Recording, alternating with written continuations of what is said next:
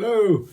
So a few years ago I wrote some articles, had them featured in various magazines, but I wrote a couple for Jimmy over at the Bristol Tattoo Club, and he published them in these two. So what I'm going to do today on this one, I'm going to do two videos so I'm not boring you to death with one long one.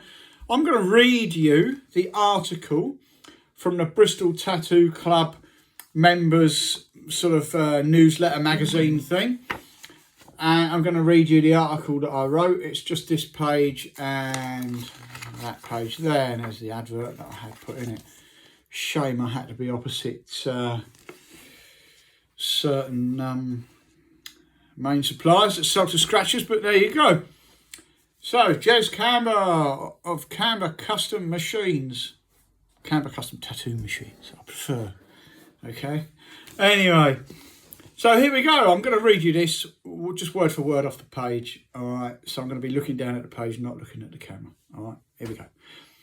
And this is just a bit about coils. Hopefully, it'll give you a little bit more of an understanding. Okay. Most coil machines will either use 6, 8, 10 or 12 wrap coils. A wrap is basically a layer of wire turned onto the core between the washers. The difference between the sizes obviously makes a difference to the way your machine runs. We need to get a bit more technical on this to have a fuller understanding of the differences. Let me start by comparing 6 and 12 wrap coils. Height of the coils does not matter at this point. A 12 layer coil, or 12 wrap coil, will, you would think, have twice as much wire on it as a 6 layer. Well, actually, it has a lot more wire than twice as much, because what you have to bear in mind is that as you add each wrap or layer to the coil, it is getting thicker. So by layer 6, the coil is already quite wide. So when you add layer 7, it's going to take a lot more wire than when you added layer 1, and so on and so forth. So when you put your voltage into your coils via the power pack, it takes a lot longer to travel around a pair of 12 wrap coils than it would to whiz around a pair of nice tight 6 wraps. So bearing this in mind, the 6 wraps will be faster coils and more suited to a small liner, and it would be quite easy to overload them as they would have their limits. This is like reading like a children's story, isn't it? I don't know. And look, it's just the way I'm reading. I'm sorry if it's not good. On the other hand, the 12 wraps will offer much more punch, but will be clearly slower as the voltage will take longer to get around a wire on each cycle. It's getting exciting. It's getting exciting here. Right, let's carry on. Many machine builders use many different combinations. I favour 10 wraps. And in fact, I'm going to expand on this because early on I used to just use 8 wrap coils, but as people started driving them harder, putting more voltage in, had a couple of people say that the coils were getting hot, so I just went over to 10 wraps. So all of my later machines had 10 wrap coils with the same wire on them. There's different gauges of wire, but that's another thing. I favour 10 wraps and tune with front spring length in conjunction with A bar relief. Some use 8 wraps and different spring gauges, and others swear by capacitor sizes.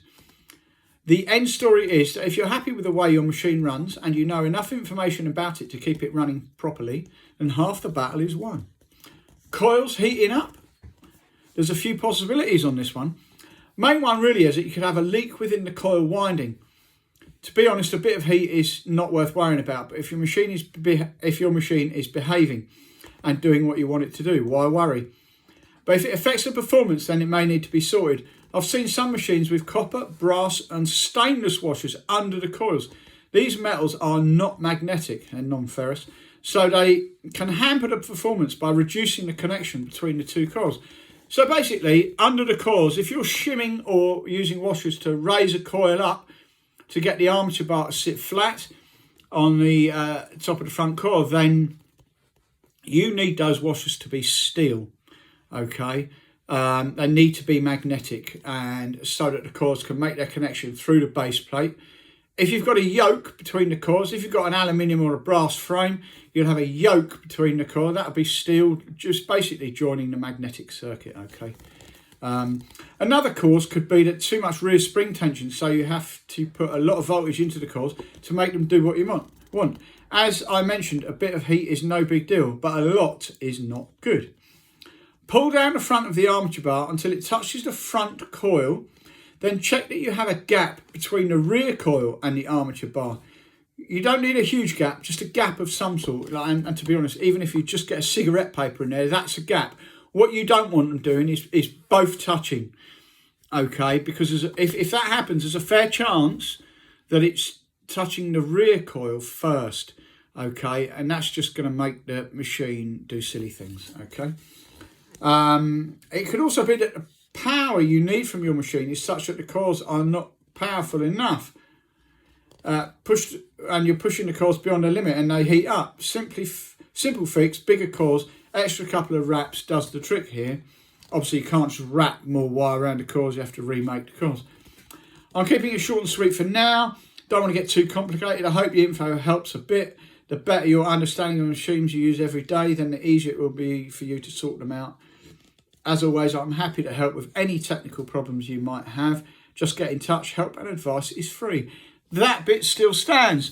If you have or need any help with your machines, whether you're a builder and you've got problems, or if you're just using the machine, you've got problems, maybe you've got a leak in the machine, stuff like that.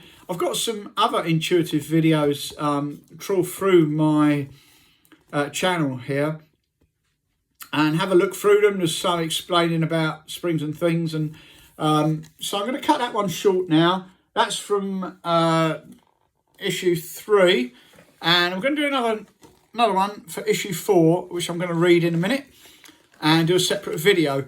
But do me a favour and like and subscribe and share as well down below, please. If everybody that watches this likes it and subscribes, you'd be doing me a huge favour. And I plan to do some more machine stuff pretty soon. I haven't built any machines this year. This is 2023. I only built a couple last year, to be honest. I've had other projects on, but I'm not even going to say that I'm going to get back into machine building. But I've always been into helping people, especially the ones that have already got my machines. So stick with it. If you need help, get in touch. Like I say, stay safe, stay warm, stay out of trouble. Catch you on the next one. Thank you very much. Take care.